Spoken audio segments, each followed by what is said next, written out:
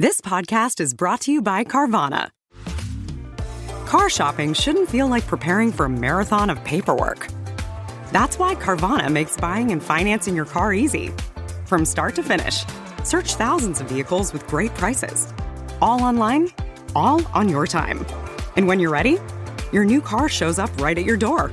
It doesn't get better than that. Buy your car the easy way. On Carvana. Delivery fees may apply. Thanks for listening to The Rest is History. For bonus episodes, early access, ad-free listening, and access to our chat community, please sign up at restishistorypod.com. Or, if you're listening on the Apple Podcasts app, you can subscribe within the app in just a few clicks.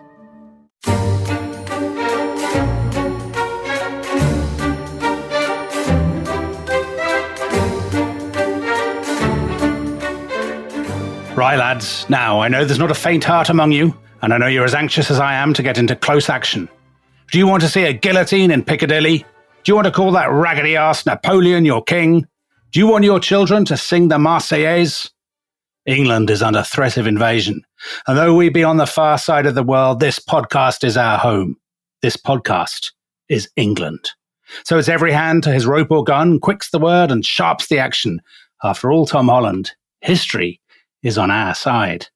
Now, there was, of course, Russell Crowe as Captain Jack Aubrey in the film Master and Commander, adapted from the novels of Patrick O'Brian. And Tom Holland, would you agree that that film, as a portrait of French history, is right up there with The Pink Panther Strikes Again? I knew you were going to mention Inspector Clouzot. This is what I was expecting. So today we are doing a history of France in 10 films. And Dominic, you messaged me and said you got a brilliant introduction. And a world-class introduction. And I knew it was going to feature Clouzot. Right. And it did, if only obliquely. Very obliquely. But you didn't expect Captain Jack Aubrey, did you? My superb Russell Crowe voice. Yeah, you know, some bloke with rope. You always try and bring him in. Right. So, but anyway, Tom, films in France they're kind of synonymous, aren't they, in the Anglo-Saxon imagination? France is one of the great homes of cinema. And actually, films are a really fun way to think about French history. Don't you agree? Oui, absolument. I'm looking forward to the deployment of your French accents in this podcast. So, Tom, we have with us the film critic Muriel Zagha, who has written and broadcasted widely about French cinema. And Muriel, bienvenue. Thank you for joining us. You presumably do want to see a guillotine in Piccadilly, but we'll gloss over that. Yeah. So France, the home of cinema, do you think? Is that fair to say? I mean, American listeners would be outraged by this, but do you think you would call France the home of cinema? Well, that's a long-running dispute whether Americans invented cinema or the French. I'm going to say the French did. I'm going to say French cinema is almost sort of pleonastic, you know. But I would say that, wouldn't I? And but partly because I think the French take cinema seriously. It's entertainment for everyone, but it is also an art form. So perhaps that's why they own it. We own it. Golly, that's a claim, isn't it, Tom? So do you think, I mean, here in England, we often say people learn more about history from Hollywood films, I mean, terrible Hollywood films often, than they do through the written word. Is that true in France as well? I don't know. I mean, the huge question is whether history can actually be taught through film. People certainly confirm their national narrative through watching films. So perhaps things they've been taught at school are then reinforced on the screen. The teaching of history is changing in France. That's another thing, of course, is that sometimes for the younger generation, possibly they will learn about absolutely essential events of French history through film or television for the first time, because those things simply won't have been covered at school. Yeah, and so we have asked you to compile a history of France through 10 films, which is a very, very tough ask. and you've I thank you for this nightmarish challenge. So I'm very much looking forward to you choosing Asterix and Obelix as your first choice. So I'm assuming that will be your first choice. Will it? It's not my first choice because, several reasons. The books are better. The books are better than the film adaptation. So really, you're better off reading and rereading the books, which are very rich and very well historically informed. In terms of early French history or history of the Gaulois, there isn't a whole lot of films to pick from, partly because it's still a very obscure part of our history.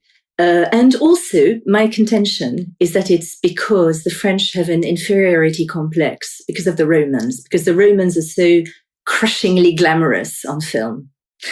And it's very difficult for hirsute Gauls to compete with that. So I'm just going to start with a counterexample. An example of how not to do a French historical film about that period. It's unkind to talk about it, but at the same time, it's worth mentioning. There was, in the early 2000s, a film about Vercingétorix, the chieftain of the Arvernians. Is that what we call them? The Arvernians.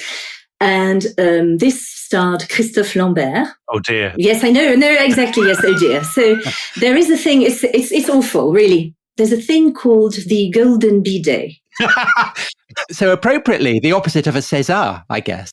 Exactly right. So this film garnered 3 of those, one for the worst film, one for worst director, and I won't mention his name, it's kinder. I really want to see it. And one for worst actor. Christophe Lambert can take it.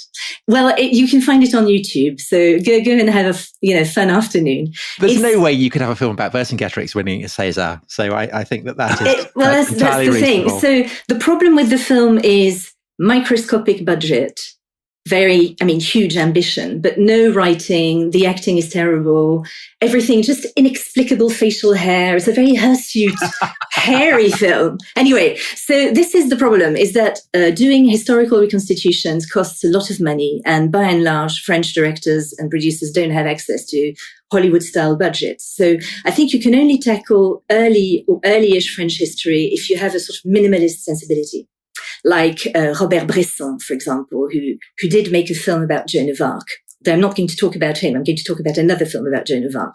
So we are going to leap in 7 league boots right over Clovis, Charlemagne, everybody, and go straight to Joan of Arc because she is really the first figure, I think, really to crystallize national identity up to the present day. So she remains a really important foundational figure. And it is fitting that she's a woman because, of course, the Republic is a woman, liberté, égalité, fraternité, Marianne, all of these are potentially female allegories. Dominic and I have never heard of her, have we, Dominic? Never. I can't believe the French tried to pass themselves off as the champions of liberty, Tom. It's unbelievable. Anyway, go on, Muriel. So don't let us put you off. There have been... No, never. Keep going. There have been many films about Joan of Arc, understandably, because she's it's a overused word, but she's an iconic figure, obviously, that lends herself to screen treatment. She's been played by many famous actresses. The film I've chosen, I like particularly because it has some of those qualities of simplicity and austerity that I think are needed if you're going to try and evoke the Middle Ages on screen without a lot of money. So this is a film that was made by Jacques Rivette. Jacques Rivette is one of the directors who made his name with the Nouvelle Vague. And he worked all his life. He died recently, a few years ago. And this is a film he made in the 90s, starring an actress called Sandrine Bonner in the part of Joan. So it's a 2-part epic. It's very long. It's 5 hours long, I think. So a bit of a commitment, if our listeners are thinking of watching it, you can watch it in bits, of course. You don't have to watch it all at once. It's in 2 parts. It's called Joan the Maid, The Battles. And then the second part is Joan the Maid, The Prisons. And so it follows the whole arc of her journey. And what I like about it is, I suppose, its Nouvelle Vague qualities. That's to say, lots of natural light, lots of natural settings, lots of movement, and almost a sort of Western quality. So she's almost like Calamity Joan. She's often riding through these medieval French wilderness, immense sort of plains, and the battle scenes are minimal, are done with minimal number of actors, but they feel a little bit like the the storming of Fort Apache. There is a really kinetic quality in the film, and also some very beautiful dramatic monologues to camera, because it is a little bit experimental. So that's by Jeanne and some other characters. And Muriel, how does he do the visions, the angels? Okay, very interesting. I know why you're, yes. So he doesn't do the visions, and that might be disappointing for you and other people. What he does instead is it's all internalized, because Bonheur is such an amazing performer. So she has a face that has it all in terms of Joan of Arc, I think. She has severity, purity, determination, courage, all of that. But she also looks a little bit sort of lit from within. And so she talks about her visions, and she talks about being from God and having direct contact with God, which of course is why she's a heretic in the eyes of the church. But you don't see the visions. You know of them. Everybody knows of them. So you have to imagine, you have to sort of join the dots in your head and imagine what's going on in her head. The spiritual dimension of her story is only under the surface. It's for you to fill in. And is it quite it's quite a recent film, but is it as patriotic, as it were, as previous renditions of the story of Joan of Arc, would you say? Or is it more revisionist? So that's interesting. Yes, in some ways, it's not openly revisionist. What it's doing, I think, is reclaiming her from the side that had taken possession of her at the time in the 90s, which was the National Front. So Joan, there's a tug of war throughout French history, starting in the 19th century, more or less, but between, say, the anti-clerical Republicans on the one side and the royalist monarchists on the other. So both parties are trying to claim Joan for themselves. Then there comes a point where she becomes really a Republican heroine. Then she is a central figure under the Vichy regime. She's reclaimed by Vichy. Then again, the Communist Party reclaim her as a sort of resistance figure after the war. All of this goes on. And then Le Pen claims her in the 60s, 70s, and she becomes associated with the National Front. And so I think what Rivette is doing, Rivette is a man of the left, broadly speaking, as most of those Nouvelle Vague directors are, is reclaiming her for the mainstream and saying she has no political color. She is a heroine for everyone. So Muriel, the most recent Joan of Arc film I saw was by Bruno Dumont, who is a kind of enfant terrible, isn't he? Did you see that? The Joan of Arc film? I didn't see the film. I saw the clip you sent me. I know. So it's in English, the childhood of Joan of Arc. And you talked about the need to do films on budgets. This must have cost about, I should think, 37 euros to film. I mean, it's a girl wandering around a load of sandbanks, and it's very, very odd. And the music, it's a musical, basically. And I just wanted to play, I don't know whether we're allowed to do this, whether we'll get in trouble with the copyright, but this is a sequence where Joan of Arc is, she's a little girl, she's walking up a sandbank, and suddenly these two nuns appear and start talking to her about the nature of Christ. So, can you hear that?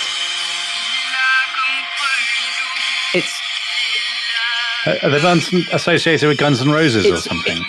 It's weirdly effective, but kind of like nothing I've ever seen before. And I quite recommend it. I watched it. Tom, if the budget really was 37 euros, you're very unlikely to be harassed by their lawyers. That's probably true, and it's worth it also for Joan's vision of Saint Michael and the two saints, which is excellent.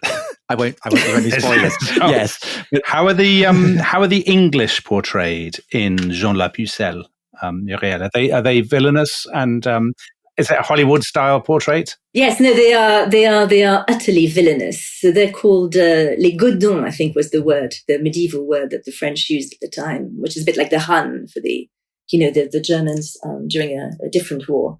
They are cruel, sadistic, coarse beyond belief, really no redeeming features at all. Plus ça change. Oh, this sounds like a terrible film. They will boycott that. So that's Joan of Arc. So what is number 2 on your list? So number 2, again, we are leaping because we need to. We're leaping to the wars of religion and La Reine Margot. Ah, yes. Which I think, Oh, yes. Isabelle Adjani. Yes. So this is an early 90s movie. They are actually both from around the same time, the Jean Renoir and La Reine Margot, which is, La Reine Margot is based on the novel by Alexandre Dumas, called La Reine Margot. And he, of course, also wrote The Three Musketeers, which is perhaps a novel that will be better known in England. Yeah. So it's really more an adaptation of the novel than a serious piece of historical research. But that makes it really fun because it's a really revolutionary take on the historical movie. So in a sense, it's a film about the 19th century as well as about the 16th century. Would that be fair? That's the thing, is that there are endless layers wherever you look, because, you can't, everything has a context of its own. It's looking back at different versions. It's a revision of something that came before. So yes, it's based on all kinds of 19th century ideas about Marguerite de Valois. So we get everything, in a way. What it resembles mostly, or foreshadows, is Game of Thrones, because it is very sexy and very violent. It's very gory, and there is nudity, which of course you'd expect in a French film. But even then, it was pushing the boundaries. And so Margot is represented with all the sort of legends associated with her rather than facts. That's to say, she's an nymphomaniac. She has probably incestuous relationships with her brothers. And then in a famous final scene, which is lifted from Stendhal's The Scarlet and the Black. Actually, it's mentioned in that novel. In a romantic final image, she sits with her lover's severed head, bloody, bleeding severed head in her lap. And that's the last we see of her. And all those things are probably completely invented. And some people say Protestant propaganda. There are things that are featured. Well, Dominic's a big fan of Protestant propaganda. I'm all about Protestant propaganda on this podcast. So for those listeners who don't know, it's set in the late 16th century, and it's the period when Catholics and Protestants are kind of fighting for control of France. And I guess one of the centerpieces is the massacre of St. Bartholomew's Day, which even people who don't know much French history will probably have very vaguely heard of, when it's the Huguenots who get massacred, isn't it? It is. And is there any, this is a pretty dumb question, I suppose, but is there any sort of, do these things have any traction in France now? Do people care at all about the wars of religion and the Huguenots and all that kind of thing? Or is it just ancient history? A little bit of both. It's very remote. I do remember, for example, from my own days in primary school, being taught about it was called the Massacre de la Saint-Barthélemy, French. And I don't think I knew really then what Protestants were. It was very abstract. So I think and that's probably still true nowadays, that unless you are a French Protestant, because there are some left, not very many, but there are some, and still some very powerful families, then you will probably feel the episode quite viscerally. The majority of people have probably forgotten that there ever was a serious challenge to Catholicism in France. I think a serious Calvinist challenge. Lionel Jospin was a Protestant, wasn't he? I think Michel Rocard also was a Protestant. Yes, and people always mentioned it. People did say, Rocard, who of course is a Protestant, as if somehow it meant But they're something. not still called Huguenot. No. Okay. No. So that scene, the massacre scene, because it's very Game of Thrones, is incredibly hair-raising and dreadful. So it does actually bring home just how horrible, bloodthirsty, grisly, barbaric the whole thing was. And there are afterwards, and the aftermath in a way is worse. It's piles of naked bodies on carts, just horrific. I saw that film about 30 years ago. I hadn't really thought of it till you brought it up. And I have to say, maybe some listeners won't be surprised to hear this, with all the nudity, the intense violence. I thought it was absolutely brilliant. I really enjoyed it. Mind you, I like Game of Thrones. I saw it. I'd done it for A-level, so I was very disappointed. I felt that it was historically inaccurate. Oh, Tom! It absolutely ruined it for me. So I must go back and give it another go. I suspect you'll be very pleased with Muriel's third choice, because I know what that is, and so do it's a film that you love, Tom. It is. Yeah. I think it's the single best historical film ever made. Wow! Well, yes, it's very strong. So this is Ridicule, which presumably was released here as Ridicule. Yes. They must have kept the same. Yes, it was. Ridicule. Yes. And by Patrice Leconte. And that is, again, a 1990s movie. So people will say I'm favoring the 1990s, but I've tried to be even-handed in terms of the kinds of films and the quality, having sort of constant quality. So Ridicule is brilliant. Ridicule is a sort of historical comedy of manners and drama set at court in Versailles. So this is towards the end of the Ancien Régime under the reign of Louis XVI. Although actually we barely see the king. We catch a glimpse of Marie Antoinette, but it's not about them. It's about the courtiers and what goes on in those circles at court. So the main character is a young nobleman from the provinces called Grégoire Ponceludon de Malavoie, which I think crazy name, crazy guy. An outlandish name because he is from the backwaters, and he is enlightened young nobleman who's also a scientist, a budding scientist. He comes from where his sort of fief is a very insalubrious, marshy region, and he wants to drain the swamp in order to lengthen the longevity of his peasantry. So he rides to Versailles in essentially a single shot to see the king, to seek audience with the king and get some funding for his project. And when he gets to Versailles, he discovers, and it is explained to him, that you can't just see the king just like that. You have to catch his eye. And the way to catch the king's eye is by being a celebrated wit. So he has to make as many coruscating witticisms in the presence of the other courtiers, compete with the other courtiers in this kind of jousts of wit. Puns don't count, very importantly. You can't just... And it has to be... I think it's something... There's the French word, which is persiflage. Persiflage is a sort of ongoing banter, often malicious. And witty, and that's what he needs to access. That's what we have on this podcast. Well, they have a joke. I mean, it's a joke, isn't it? That there is actually no translation between the English and the French words. It's a joke that kind of, the film always ends with that joke. Yes, there's a great scene where one nobleman, this is in a women's salon somewhere in Versailles, one nobleman has just returned from England, and someone says, "Do they have wit there?" And he says, "No, not really. They have something called humor." And then he tries to explain what it is, and it falls completely flat. But actually, the last scene of the film has a lovely little trait d'esprit uttered by an Englishman, which is about it's better to lose your hat than to lose your head. So carry on, don't lose your head.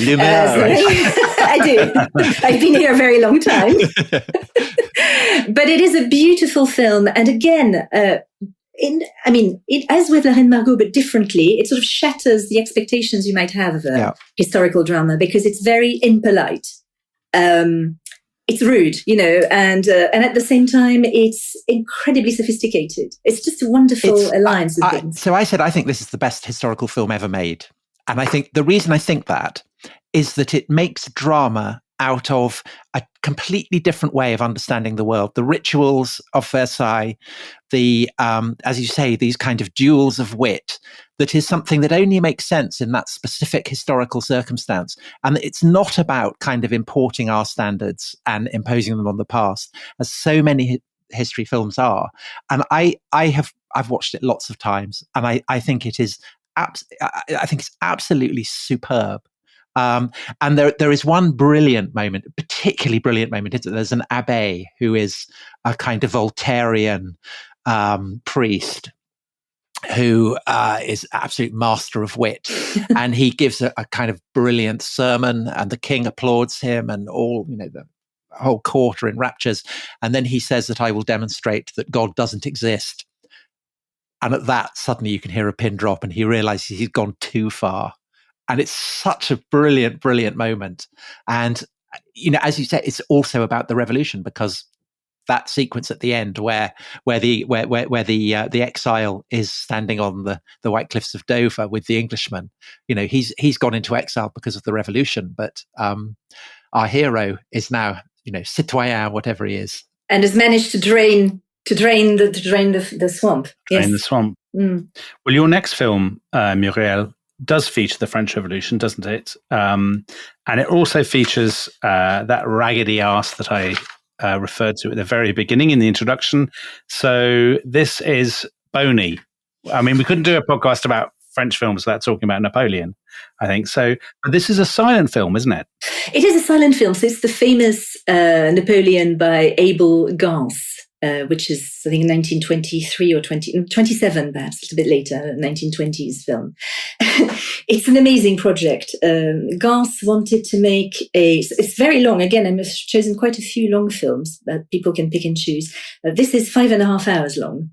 And it's only a fragment, because actually what Gance wanted to make was 5 times as much as that. He wanted to make a 6-part biopic, complete biopic, up to and including St. Helena's. And of course, what he did, because of the sort of artist that he was, is he blew his entire budget on the first We've part. all been there. And then ran out of money. But in a way, the fact that it's a fragment is part of the charm, because it's a young Bonaparte.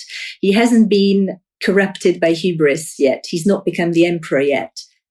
There is a sort of field of possibilities, and more romantic idealism attached to the film, because we don't get what came later. And Dominic, you'll be very pleased to know that Nelson appears in it. So I've seen kind of fragments, I think. Is that possible? The fragments exist? Does the whole film still exist? So I will tell you. I will tell you what happened, because I met the person who I interviewed him, who put all these various fragments together again. He was a man called Kevin Brownlow. Oh, he's a very well-known, yes. As a very young man, directed the film It Happened Here, about a Nazi occupation of Britain. And he was devoted to this, and it became his great lifelong project to piece this film together. And it's still not entirely complete, but it's pretty much so. And I went and interviewed him, talked about the project, and saw it was screened in the, I think in National Film Theatre, it was the Festival Hall, actually. And they had a full-blown orchestra. And the climax of it is that what is, for most of the film, is it's a single screen. At the end, suddenly you have 3 screens. And it's like in Beethoven's Ninth, when suddenly people start singing. It's so unexpected. And but that was groundbreaking, wasn't it? When the triptych or whatever, Muriel, that was and presumably impossible to do in most cinemas. I think so. I think that you have to be in a specially equipped auditorium. Yes, it was incredibly groundbreaking, and triptych is the right word, because there is a religious dimension to the whole enterprise. So what's exciting about the triptych is that lots of different things are happening simultaneously. You get a real sense of epic destiny, being unfolding before your very eyes. Why I say religious dimension is because there is, of course, a cult of Napoleon in France. There was while he was alive, and then especially perhaps after he died, where he became a sort of martyr and secular saint, really, in the French imagination. Although, again, I'm not sure that that's still with us. But martyred by the English again. Yes, and certainly Gance very much channels that. So he saw the project as a sort of act of resurrection, and he talks about Napoleon as I think he says a sort of radioactive heir to Christ. His Napoleon on screen is going to fulfill Christ's Republican mission. Christ's famous Republican mission. Right. He's going to complete it. So there's a lot of, you might say, idolatry there on the part of Gance. And actually, the images, Brownlow made the most amazing act of historical remembering of this film. It's a beautiful evergreen movie. It's worth watching in its entirety, but even a fragment will give you a sense of the beauty of the images. It's absolutely beautiful. Didn't Stanley Kubrick want to make a? He did. He was absolutely passionate about doing Napoleon. a new version of Yes. Napoleon, but he didn't get very far. Is that right, Muriel? I don't know how much you know about Kubrick's Napoleon. Yes, I think it's one of the great unrealized projects. Am I right in thinking it was going to be Jack Nicholson? I think so, yes. I think so. So you can imagine what that would have been like. Yeah. Okay, so that's Napoleon. And then what is number 5? I assume it's it's I know because you sent the list, but I'm very disappointed. So we're now moving into the 19th century, but I'm very disappointed to see that it's not Les Miserables. So Dominic mentioned Russell Crowe at the top. Yeah, immortal performance as Javert in Russell Crowe's beautiful voice. Partly that's it. I think for me, there is always a slight problem with suspension of disbelief when something is supposed to be a historical French drama, and then people walk in and say, "Hello, my name is Capitaine Javert," or something, and then you go, "I'm not sure that I can really go." And then they with start that. singing. I mean, that's even. And then they start on bridges. And then there are angels in trees, and it all yes. So this, my 5th choice is Les Enfants du Paradis. Children of Paradise, I think it's called, which is a film by Marcel Carné. And that was made under the German occupation and released at the time of the liberations. It was made, say, in the mid-1940s. And so again, that is a part of the historical context, isn't it? The difficulty of making the film, presumably. Yes, the difficulty of making the film under very difficult strictures from the Nazis and from Vichy, of course. As certain people not being allowed to work because they were Jewish or, or communists or whatever. So there were lots of... most of the film was shot in the free zone in studios in Nice, where some extraordinary outdoor sets were built. So the action takes place... It's the Paris of Balzac, really. So it takes place mostly under Louis-Philippe, let's say 1830s. And it's about that old Paris, so the Paris before Haussmann's Paris, and centers around what was then called Boulevard du Crime, the Crime Boulevard, which was not called that because it was a very dangerous place, but because it was a place where a lot of theaters showed melodramas, gory, sensational melodramas, and also pantomimes. So the film is about the world of the theater. The title refers, the children of paradise are the poorest people who can't afford expensive theatre seats and who can only afford the ones at the very top of the theatre. So it's like in English, the gods. The gods, exactly. Yeah. And who are the people who bring atmosphere to any performance, because they're the people who heckle and laugh and shout things and boo and hiss, all of that. So it's about the sort of interwoven destinies of a group of characters who are all in some ways connected to the theatre, really primarily, and centers around a woman called Gance, who is a performer and also just a pretty Parisian woman. So when we first see her, she's promenading on the Boulevard du Crime, which no longer exists. The Boulevard du Crime is a nickname that was given to a Boulevard du Temple, which no longer exists as it was, because that place of promenade and theatres and popular entertainment is gone. It's been replaced by other boulevards and perspectives. But was that replaced by Haussmann? So that was Haussmann knocked all that away? Yes. So you can't visit it, but you can go back in the amazing time machine of Les Enfants du Paradis.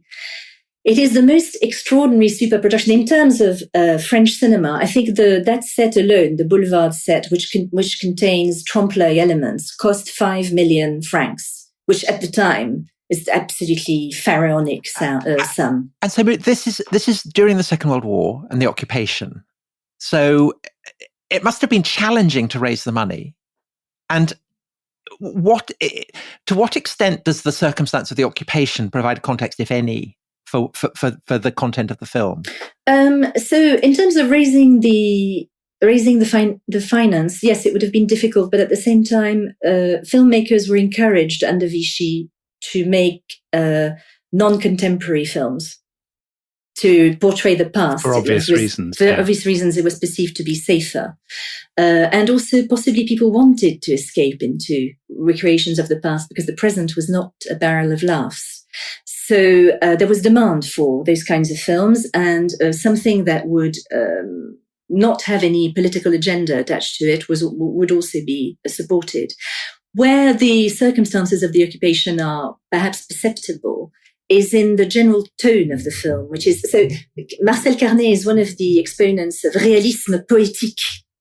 poetic realism, which is a 1930s school of film in France. And what that means is a sort of proto-film noir. So it's often very fatalistic, pessimistic, tragic stories, often love stories, not always, and centering on characters who are not upper class characters, but ordinary people and their joys and pains, and then often impossible love. So the film is permeated with this air of tragedy. It's about a mime, a famous real life mime called De Bureau, who in a way invented the art of mime, and a tragedian, an actor called Frédéric Lemaitre, who was one of the great figures of the French stage in the 19th century. And then there are a couple of Lassner, the poet assassin, the darling of the surrealists, also features in the film. And they're all in love with this woman called Gance, who is also a performer. And it's about how everyone's in love with the wrong person. And in the end, happiness is completely unattainable. So that's where perhaps there's there's a melancholy there that is to do with the circumstances. So just one other question on the wartime context, which is that this image of Paris, it's the Paris of La Bohème, the Paris of the stage and of doomed love and of beautiful courtesans and all that kind of thing. I mean, that is a very popular foreign perspective on Parisian culture. Do you think was there any kind of awareness of that this was about reminding the world beyond France that, La Belle Paris was still there, that she was still this city of great actors and prostitutes and courtesans and aristocrats and paupers and bohemians, that was still going on, do you think? I think that's certainly true. I think it's very aware of the myth of Paris and of promoting and recreating immersively that vanished great old Paris of, as you say, culture, love, living on the edge, the underbelly of society, aristocratic salons, everything is in it. So in that sense, it's very Balzac and quite Dickensian also. It has everything. And the script was written by the poet, Jacques Prévert, wasn't it? Does that suggest to us that that film, is that a sign of film being regarded as one of the high arts in France in a way that perhaps it isn't certainly not in Britain, I suppose. I mean, obviously great American writers have worked for Hollywood, kind of people like William Faulkner and so on. But Prévert writing the film, was film from the very beginning seen as something that, very clever, cultivated, sort of artistic people would work in? And does French cinema, do you think, or does it run the whole spectrum still, from the most populist to the most highbrow? Interesting question. Yes, so Jacques Prévert is a poet in his own right. He was also a screenwriter, and he worked with Carné several times. So he wrote dialogue, beautiful, witty dialogue that the courtiers in Ridicule might have approved of, because it's often very beautifully crafted, and at the same time direct, limpid, unpretentious. I think that's the genius of it, and perhaps that is. The French are less obsessed with class, I think, than the British. I mean, I don't know, we can argue about that, but I would say French cinema is less obsessed with class than British cinema, which is perhaps a slightly different thing. But, and that's partly, I think, because the dream is always to create something that is a beautiful product that can be enjoyed by the majority of people. There are exceptions, and then, there will be an example towards the end. There are, of course, exceptions, and French cinema can also be hyper pretentious and very, very sort of over-engineered. But the mainstream, high and low and middlebrow, is trying to give everyone the best. So that's the idea. A bit like food, really. Yeah. Same attitude towards food. Well, there is certainly nothing pretentious or over-engineered about this podcast or this episode. And I think we should take a break at this point, because we're now halfway through your list, Muriel. And when we come back, let's go from 6 through to 10. So, à bientôt. This episode is brought to you by Rocket Money. Tom, we often talk about how to organise our finances. I'm very conscious that I'm paying for a lot of mad subscriptions. And there's one thing that we've talked about often on this show. It's the thing that we probably hate more than any other, and it's a hidden fee. I would love to get my finances under control. There are all these things piling up on our bank statements, and I think I need to fix this problem. I need to sort this out and to stop this. I mean, my finances are so chaotic that I need this app. So I'll tell you what it is. It's called Rocket Money. It's a personal finance app that helps find and cancel your unwanted subscriptions. It monitors your spending and it helps to lower your bills so that you can grow your savings. With Rocket Money, you can track all of your subscriptions and you can easily cancel within the app with just a few taps, saving you time, avoiding charges. And you can also set budgets and goals and get personalized insights and regular reports to track how you're doing. They will even send you real-time alerts for large transactions, upcoming bills, refunds, and even low balances. So let Rocket Money help you reach your financial goals faster. Join at rocketmoney.com/ishistory. That's rocketmoney.com/ishistory. rocketmoney.com/ishistory. Wherever Bud goes, his harmonica goes with him. It's a pocket full of soul.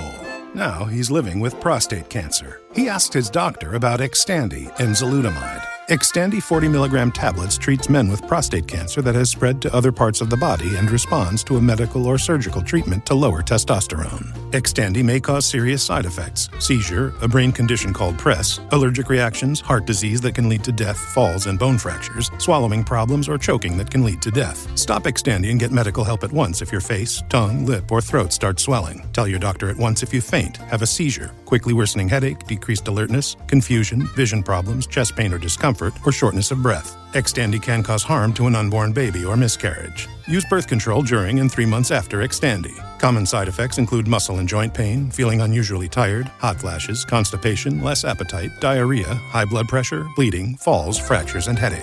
Talk to your doctor and visit Xtandi.com.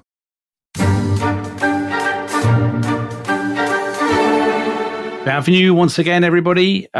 We are charging through the history of France in 10 films with our guest Muriel Zagha, the film critic, who has given us 5 splendid films. I have to say, having listened to you on those 5 films, Muriel, it makes me want to watch them, and in the case of La Reine, Margot, rewatch them immediately. But you've got some great ones coming up, haven't you? Because I can see the list. And your next one is particularly interesting, I think, because of the controversy around it, and because a lot of people probably don't even know it exists. And so that is Jacques, is the French title, by Roman Polanski, but it has a British connection, doesn't it? It does, because it's an adaptation. So it's about the Dreyfus affair. So we are now, from the Paris of Balzac, we've moved to the Paris of Proust, the late 19th century. The film is, the script is adapted from a novel by Robert Harris called, I think, An Officer and a Spy. And I had not known, actually, I recently found out that Harris wrote the novel as a result of a conversation with Polanski. And then they decided to make the film together and make the novel into a film. But they both shared an interest in the Dreyfus affair. They're friends. And so that's how the novel came to be, and then later the film. So the genius... So for people who don't, yes, just for people who don't know, because a lot of people won't, the Dreyfus affair, do you want to explain that? Or do you want... Well, are you happy explaining it? If I make any mistakes, you, the historian, can correct me. I'm sure you won't. So this is something that happened in, I think, 1894, thereabouts. An officer in the French artillery called Capitaine Alfred Dreyfus, who was French, but from Alsace and also Jewish, crucially, was found guilty and then found guilty of treason, of specifically passing on military secrets to the Germans. And he was then expelled from the army. I'll get onto that afterwards, but he was then sent to Devil's Island in French Guiana, for lifelong imprisonment. Kind of living death, wasn't it? A living death. And the film opens with a famous scene of his literal degradation in the courtyard of the École Militaire in Paris, where all his Epaulette, galon, the gilt buttons on his uniform, everything is torn from his uniform. And then the soldier who is doing all this to him breaks his sword on his knee, breaks it in half. And at that point, Dreyfus exclaims that he is innocent and that it's a terrible miscarriage of justice. Vive l'armée, vive la France, he says. The genius of the film, which is, of course, the genius of Harris's novel, is to tell the story centering not around Dreyfus himself, who is a tricky character because he was quite a chilly sort of cold fish, he's not very charismatic, or centering around Émile Zola, the French writer who wrote the open letter to the president entitled J'accuse, which outed the whole story in newspapers, but on another officer called Georges Picard, who was Dreyfus's commanding officer at the time when he was first convicted, and who is then promoted as head of the Secret Service, the French Secret Service, and in the course of these new activities, discovers that actually Dreyfus was telling the truth, that he was innocent, that he's been framed, that proofs of his guilt have been fabricated, and he sets about to set the record straight. And what's interesting is that this Picard character, who is played by Jean Dujardin, so Jean Dujardin is perhaps today the biggest male French star. He's very, he's tall, dark and handsome and very debonair, but here he plays against type because he's playing what I would call un salaud, so a thoroughly unpleasant individual who is himself a staunch anti-Semite. And of course, perfectly mainstream opinions to have for a man of his class and background in the army at the time. But this is not a Hollywood scenario where, he starts off perhaps a little bit anti-Semitic, but then he gets to know Dreyfus and they become best buddies and, he warms to the plight of the Jews. Alfred. Thank you for being there. It's not like that. Yeah. What drives him is his love of the army and his sense of duty. And so he wants to exculpate Dreyfus, bring him back for another trial, and also make sure that the actual culprit, the man who was selling military information to the Germans, Major Esterhazy, is pursued instead. I haven't seen the film, but I have read Robert Harris's book. I think I read it in proof before it came out, and I remember it was one of those reading experiences that sort of stays with you, because I started reading it, at sort of 6 o'clock at night, and was still reading it at 2 o'clock in the morning or something. Even though I knew the story, I think it's by far Robert Harris's best book, and I was absolutely riveted. But the tragedy is that the film hasn't had the exposure that it should have done, because, of course, Roman Polanski is a very controversial figure because of his own sort of sexual history and so on. But that's presumably not the case in France, Muriel, or is it? No, it's interesting because in terms of history in the making, France is having really perhaps its Me Too moment, with a slight lag after Le Monde Anglo-Saxon, as ever. We're always sort of running after the train slightly. And the release of the film coincided with that. So I won't go into the Polanski affair, which is a separate thing. But yes, Polanski admitted to having had non-consensual sex with an underage girl in the 70s. And he's still really a fugitive from American justice for that crime. He's been tried, but he hasn't been imprisoned. He jumped bail, didn't he? He jumped bail, and he's never been back to the US. So he's now 88 years old, maybe Polanski, 87 years old. And this is still hanging over his head like a sword of Damocles. And occasionally it's sort of wheeled out, again. And this was a case in point, partly because the Dreyfus affair is the story of, an innocent man being unjustly hounded by the authorities, by the media, and so on. So there was disapproval and resistance in France to the film being lionized at the Venice Festival, for example. And a lot of people in the press said they would not promote the film, they would not talk about it. Planned interviews with some of the stars in the movie, Jean Dujardin, Louis Garrel, who plays Dreyfus, who's also a famous French actor, were cancelled. So there was certainly a reaction.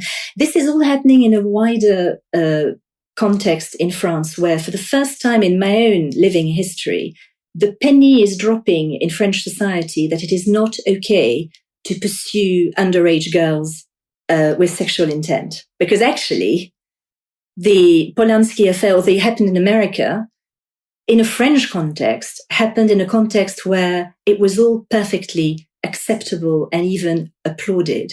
That young women, nymphets, lolitas, were fair game, and that it was hilarious to pursue them, capture them, seduce them. Well, also, so that's one aspect of French seduction, which is at the darker end of the there's spectrum. also, with Polanski, there's also Sharon Tate. He was married to Sharon Tate, wasn't he? And she obviously was very brutally murdered by the Manson family. By the Manson family. So there is this kind of very dark background to it. But I haven't seen it.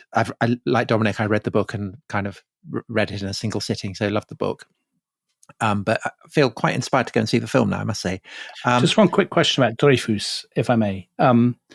The Dreyfus affair, you would have thought was kind of closed until recently, but am I not right in thinking that there's, say, for example, the sort of hard right candidate, sort of gadfly, Eric Zemmour, who is himself Jewish. Yeah, very odd. Unbelievably said at the beginning of the recent French presidential campaign, well, maybe Dreyfus was guilty. Maybe it wasn't as simple as that. Maybe, he wasn't framed. Do many people in France think that, Muriel? I should think not. I think it's a very marginal niche opinion. Zemmour also thinks that the Vichy regime was marvelous and did its best to save he also wants French Jews. He wants to annex northern Italy, doesn't he? So he has a raft of, yes, of controversial opinions. Yeah. He's an eccentric. Getting foreign policy. An eccentric figure. Yes. Yes, I think that is sort of lunatic fringe, I'd say. Okay. Okay, so number 7. Number 7 is La Grande Illusion, the Renoir film about the Great War, Grand Illusion, which was made in 1937. So it was made between the two wars, but it is a film that's looking back to Renoir's own experience in the war as a pilot. He was a pilot. And so it's perhaps the most famous of all my choices. It's the great humanist anti-war film about friendship. It's about French prisoners who escaped from German prisons during the First World War. And the thing about it is that so at the beginning we have 3 characters, an aristocrat called de Boieldieu, and an engineer, a working class man who's played by Jean Gabin, who's called Maréchal, and then a Jewish, rich bourgeois Jewish character called Rosenthal, played by Marcel Dalliot. Marcel Dalliot always played Jews or foreigners in the cinema of the 30s. That was his stock in trade. And Jean Gabin is perhaps the greatest French film star ever, bigger than Brigitte Bardot, bigger than anyone, who worked all his life. Reincarnated as a dog in 10%. Exactly. Yeah. In the series about the talent agency in Paris. Yeah. Yes, one of the directors has a dog called Jean Gabin, and that's very telling. Yeah. So Gabin is the incarnation of the French working man and a kind of figure of authenticity. He's about real France profonde, and also a very glamorous figure in his own right, because during the war, the Second World War, he did joined the Free French in North Africa. He won the Croix de Guerre. So, he's an interesting, glamorous figure. So in the film, these prisoners who are a sort of ragtag, motley crew of people who have nothing in common will subsume their class differences, the racial differences between them, and find, friendship and then manage to escape the Germans by helping each other out. So the aristocratic character sacrifices himself for the other 2 men so that they can escape. And then they eventually make it into Switzerland. And in the meantime, there's also a love story between Jean Gabin, the French soldier character, and a young German war widow. So that's also an interesting element of the film. There are a couple of things interesting about the Germans, aren't there? So there's his affair, I saw this years ago, his relationship with the widow, but there's also your classic I mean, something that we in Britain specialize in war films, your classic noble, literally noble, sort of German flying ace, sort of a gallant enemy, very chivalrous and all that sort of thing. And that's quite striking, given that this is 1937, the clouds of war overhead. Did you just say the clouds of war overhead? I did. Wow. I like it, Tom, 200 odd episodes. And I think one of the first times credit, I've dipped into my deathless prose. To give us credit, I think that's the first time we've ever used the phrase "the clouds of war." Sorry, Dominic. I'm going to start an episode with that. I'll start an episode with that, Tom. We're only 20 years from the Great War itself. Obviously, the experience of the Great War for France, even more, far more seismic than it was for Britain. So, was that controversial? Would you say to have sort of good Germans, as it were, or by the 1930s was that not an issue? I don't think it was an issue yet. When the film was re-released in 1946, then there was a lot of resistance to the idea of the good Germans. But of course, the Germans portrayed in the film are not Nazis yet. They're from the past. So yes, there's an amazing scene where it is about class, where the gallant German officer, who is played by a divine Austrian actor called Erich von Stroheim, and the French aristocrat. So he's captured these French prisoners. And in front of the other two men, the two aristocrats, the German and the French, start to speak together in English, literally above the heads of the other two men. And they speak about horses and going to Maxim's in Paris and, in a way that signals a sort of fraternity of the upper classes that transcends frontiers. And so, do you know, so the figure of the good German also appears in, The Life and Death of, is it Colonel Blimp? Life and Death of Colonel Blimp. Yeah. Do you know, was that an influence? Was Renoir's film an influence on that? Because that came out in the war, didn't it? I think that was because Churchill was suspicious of that, of the portrayal of the good German in that, but rather similar character. Von, what's his name, from Kruchdorf or something, Theo von Kruch something. Wonderful, played by Anton Walbrook, another divine Austrian actor. So Colonel Blimp it's about a British, a kind of stereotypical British officer who becomes friends with this German officer, and it's his story through the war and then after it up to the Second World War. But it's an archetype that runs through the way that the British, in particular, I think about the World Wars. There were always these sort of Klaus von Stauffenberg, Rommel figures, these noble adversaries with monocles or something, who know, who might as well have been to a public school and they know how to ride a horse. Did. And they, and they would have. Tom, to pick up a theme that many of our listeners will be familiar with, they would absolutely have worn the right shoes. They absolutely would. On a yacht. Well, I mean, we talked about Robert Harris. That's exactly that character features in the recent one about the Munich conference. Yes, that's right. So anyway, but he loves a good German. We're now spiraling off into Britain, so for which I apologise. so that is La Grande Illusion, and number 8. Number 8 is also a film. It's a film that was made under the occupation, like Les Enfants du Paradis, but it's a very different film. So this is called Le Corbeau, the Raven. And it's a film by someone called Clouzot, but not that Clouzot. I know, Dominic's ears pricking up there. Sorry. I did once write about this Clouzot, the director, who spelled Z-O-T for the Times Literary Supplement. And I spelled his name as in the Inspector Clouzot, and there was a letter. Oh no! Pulling me up, which I should really frame and put on my wall to remind me of not making such silly mistakes. So Henri-Georges Clouzot, Z-O-T, is a wonderful French filmmaker of the 30s, 40s, 50s, and Le Corbeau is a film that was made within a German studio called, I think, Universal or something like that during the war in 1943. And it's a contemporary story. So it's set in a contemporary setting, although it is careful to say in the opening title, a small town here or elsewhere. So it's not too specific about being set in France even. But the setup is a small town, a big village, where soon after the arrival of a new doctor called Dr. Germain, who is played by the same actor as the aristocrat in Grande Illusion, Pierre Freinet, people in the town begin to receive horrible poison pen letters.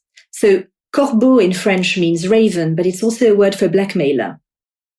And these letters threaten to reveal deep-held secrets like illegitimacy, abortion, adultery, all kinds of terrible things that people don't want others to know about. The corbeau disseminates these letters everywhere, and this starts a kind of collective hysteria, really. It's based on a real case, on a real life case, which didn't happen at that time, but about 20 years previously in Tulle, I think in France, there was an epidemic of poison pen letters. So that's what inspired Clouzot. So in a way, it's a kind of Miss Marple setup to begin with, because it's a small town. The moving finger. The moving finger. So there's the postmaster, there's the headmaster of the school, there's the nurse who works at the hospital. All these characters are there.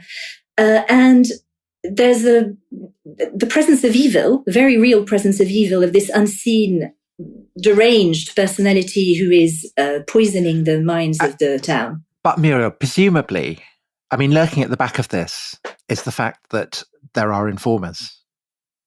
It must be an occupation film. Yeah. I mean, it's so obvious, isn't it?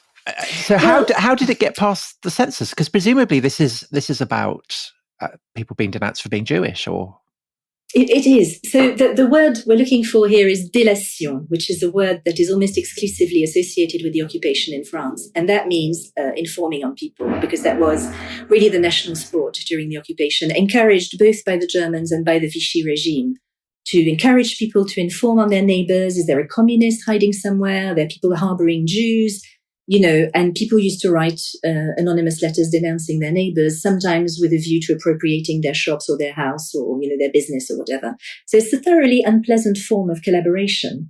And the film is a sort of metaphor of that. It doesn't describe that behavior directly because there's no political context, there's no Gestapo, there's no sign of an occupying force, but that's because all that unpleasantness has been internalized. So the surveillance is happening within the community, and the atmosphere of paranoia, suspicion, the very fallen world that he describes is the world of the occupation, but it's not said directly. That's how he did it. I was about to say, there's a twist though, isn't there? Because when you sent us the list and Le Corbeau was on it and I looked it up, I thought how amazing that this film came out in 1943. But so it's obviously about the informers and so on.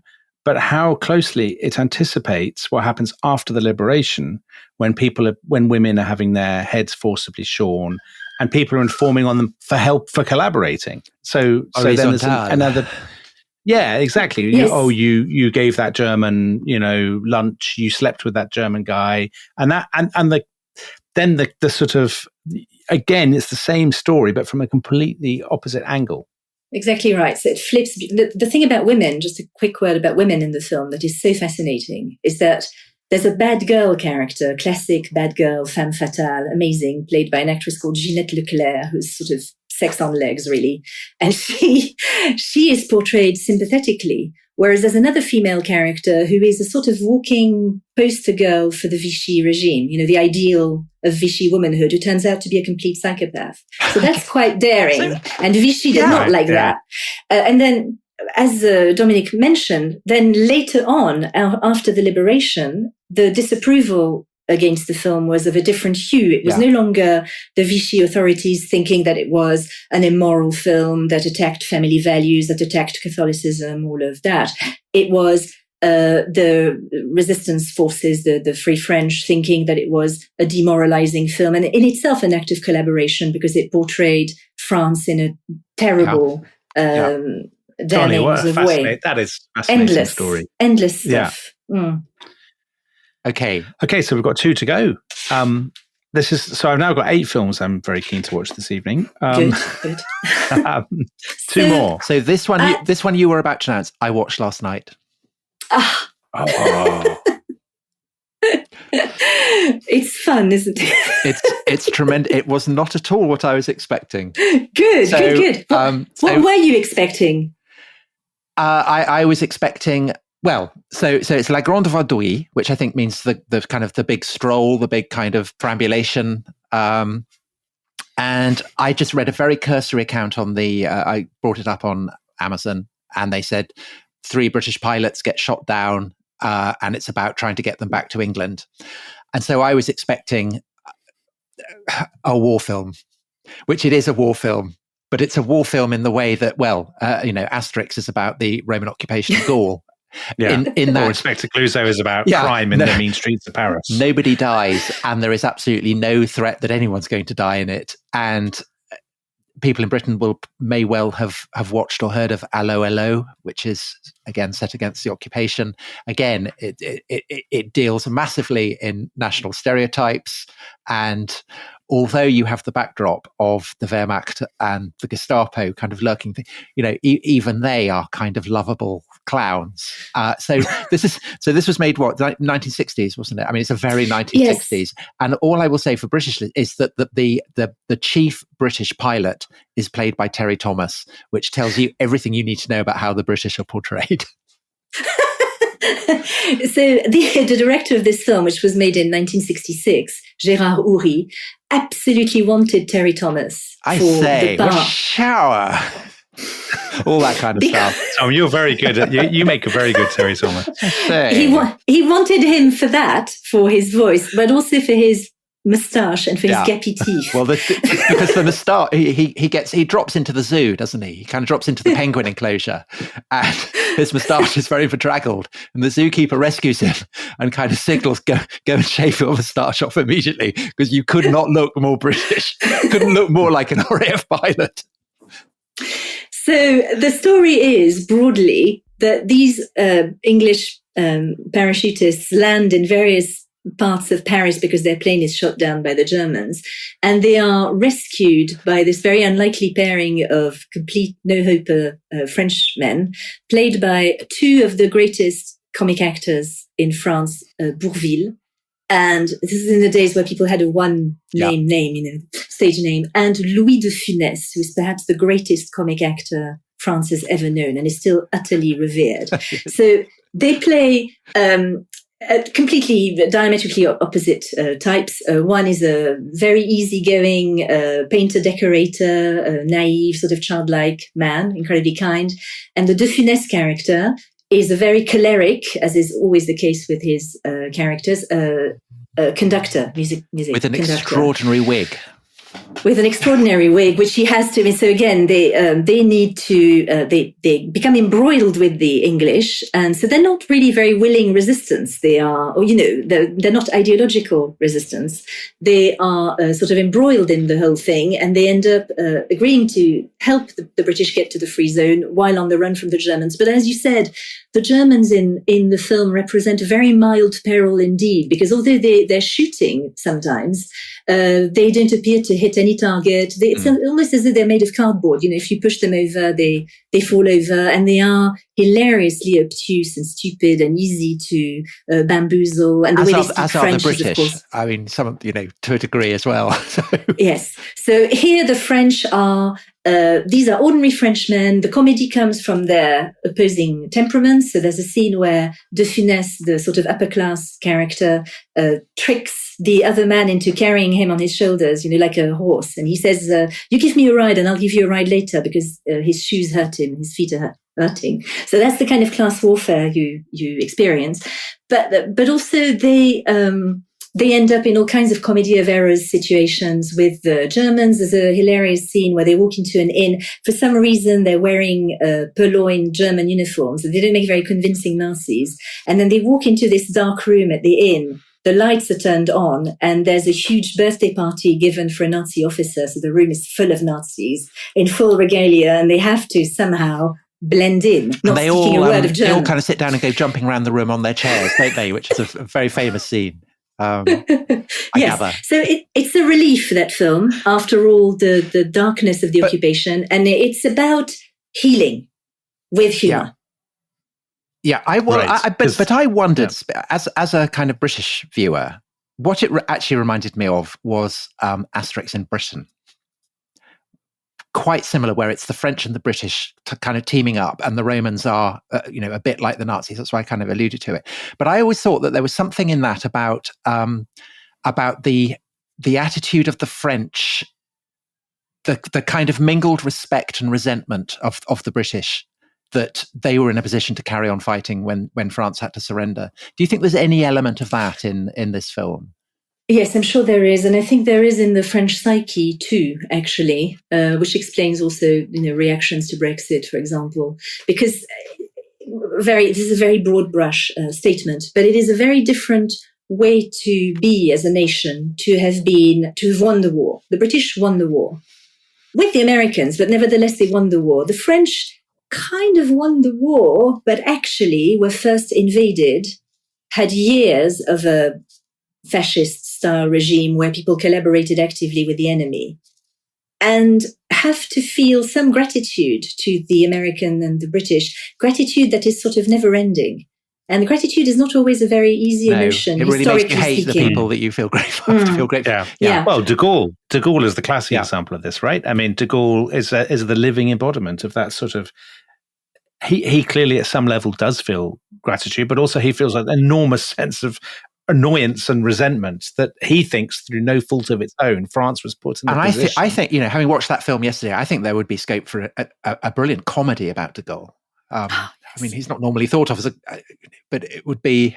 Could you not argue, Tom, that at some level the Inspector Clouzot films are precisely that? Well, yes. I mean, because Clouzot's sense of dignity, right? Yes, I mean, I know this is ludicrous to be mentioning Clouzot, but his sense of dignity, he really believes in France, by the way, Inspector Clouzot, and he believes in his job at the Sûreté, and he believes in all that.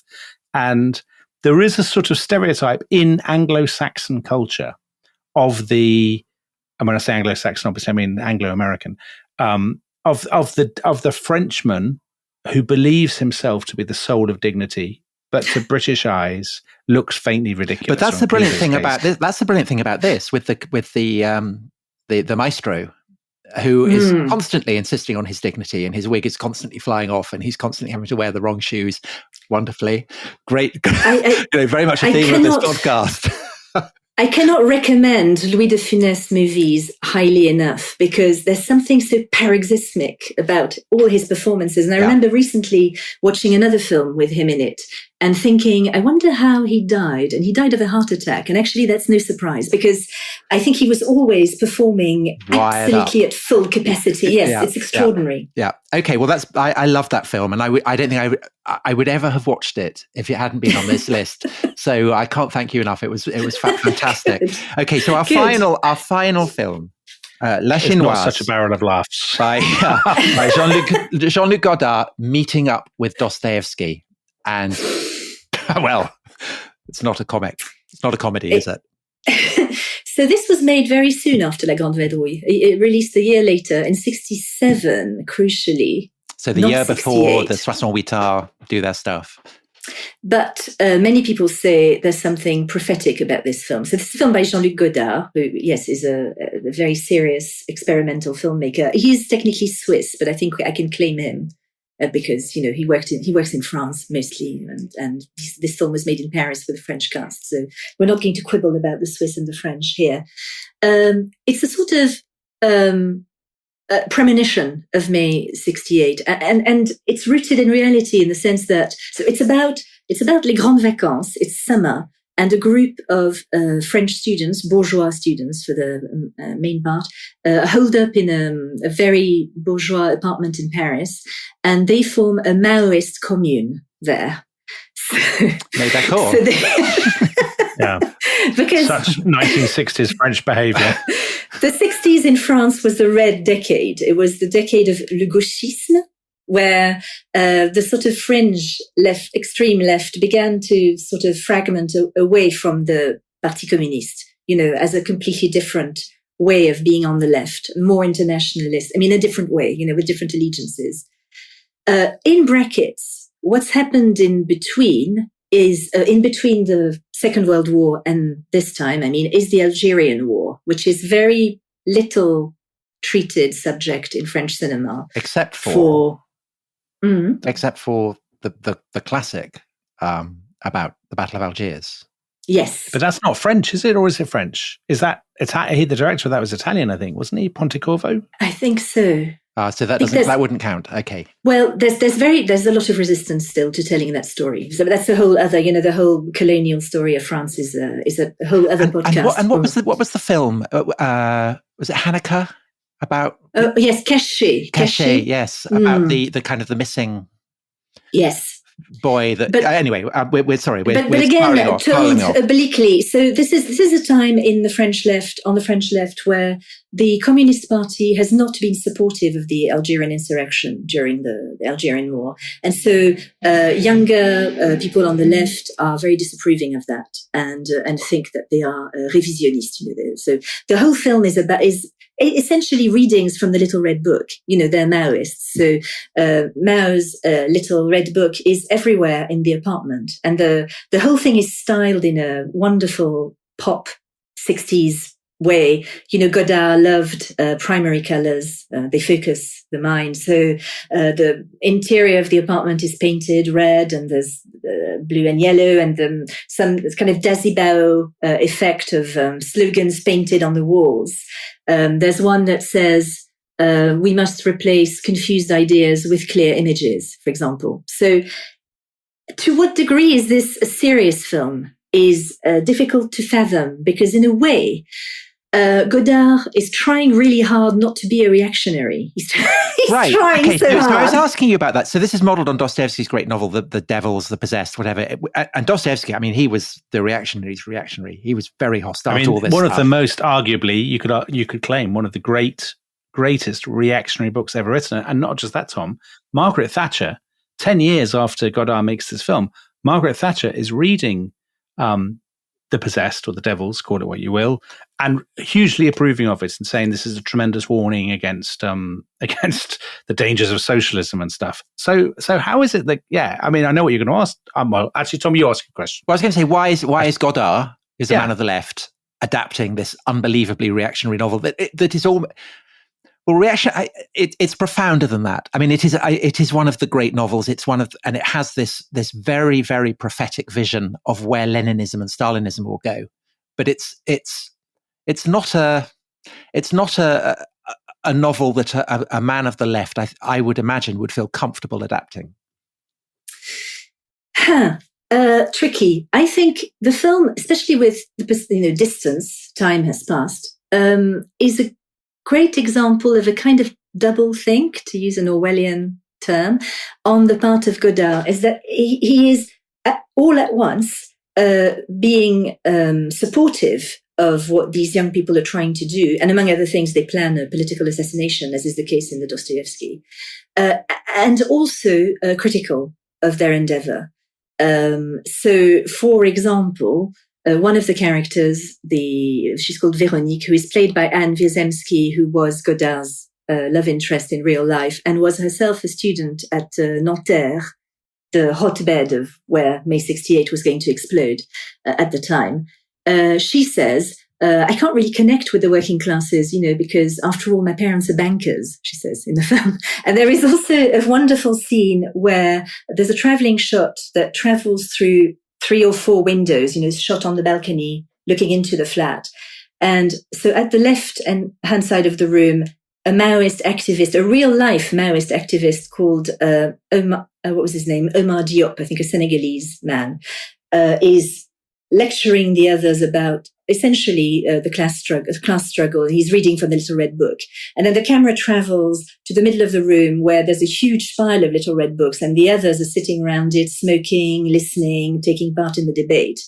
And then the final window we look through shows a character called Yvonne, who is the proletarian character in the group. So she's not like the others, a pampered sort of bubblegum revolutionary. She's from the countryside. She finds it very difficult to connect with all the complicated concepts that the others talk about. And what she does in that scene is clean shoes. So she's cleaning shoes while they're listening to the lecture. And throughout the film, she's always working. She's washing up, making tea. She even turns to prostitution to fund the commune. That's a very good situation to find yourself in, I think.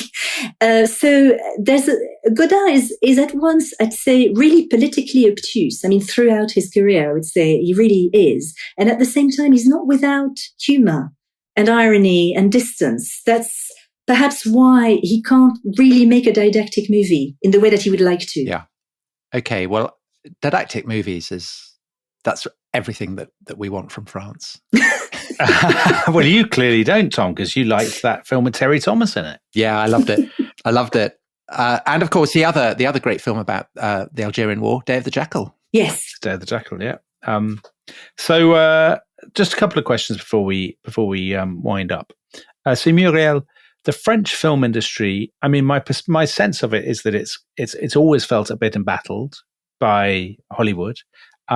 Is it still alive and well independently, or is it increasingly threatened by, US streaming services and all those kinds of things? It is. I mean, everyone's threatened by US streaming services, but the French have quite successfully making content for their own streaming services. So they understood, that perhaps most people now will not be going to the cinema as habitually as they used to, that they'll be watching things on television and streaming things. So there are lots of dramas. There's something like Le Bureau des Légendes, for example, which is the one about the Secret Service, the French Secret Service, which is great, really a wonderful production, and is set in Paris, but also takes part in Syria, Algeria, the sort of hotbeds of, political unrest. I think there's been quite a successful adaptation to that, and to creating French language product that people are going to want to consume, not necessarily as feature films, but as things that you can stream. And the other question I had was, so if our listeners only have time to watch one film, I mean, that's tragic. So just one film, what is the film they absolutely have to watch? Otherwise, there can be only one. Yeah. I'm going to be a little stern, and I'm going to pick a black and white movie, because I think you can never recommend black and white movies enough. People must watch more. Yeah. And so for me, it's Les Enfants du Paradis. It's the Children of Paradise, because it is so unusual and so perfect as a vision of Frenchness. That would be my choice. But Muriel, would there not be a case for saying that Les Enfants du Paradis is the best film, but Ridicule is the best film about history? What has Ridicule got on you? It's so good. It's the best film about history ever made. Whereas Les Enfants du Paradis, as a film about history, is slightly, sentimental, perhaps. Yes. Un petit peu. I don't know. Un petit peu sentimental. No, yes. There's a case to be made. It's an impossible question. There's a case to be made for Ridicule. There's a case to be made for all of these films. That's the idea. I tried to it's a brilliant select things. choice. It all depends on the mood. La Grande Vadrouille equally. It would be a shame not to have seen that. Yeah, well, they were brilliant choices. It's a brilliant fantastic choices. list, and I think a wonderful format.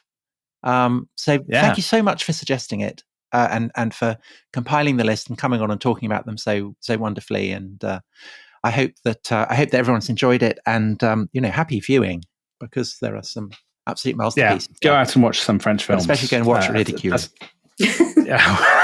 All right. It's also, by some way, I think, the shortest. So, yeah. Merci beaucoup, Muriel. Merci à vous. Merci à vous, the listeners, and we will see you all next time. Au revoir. Au revoir. Au revoir.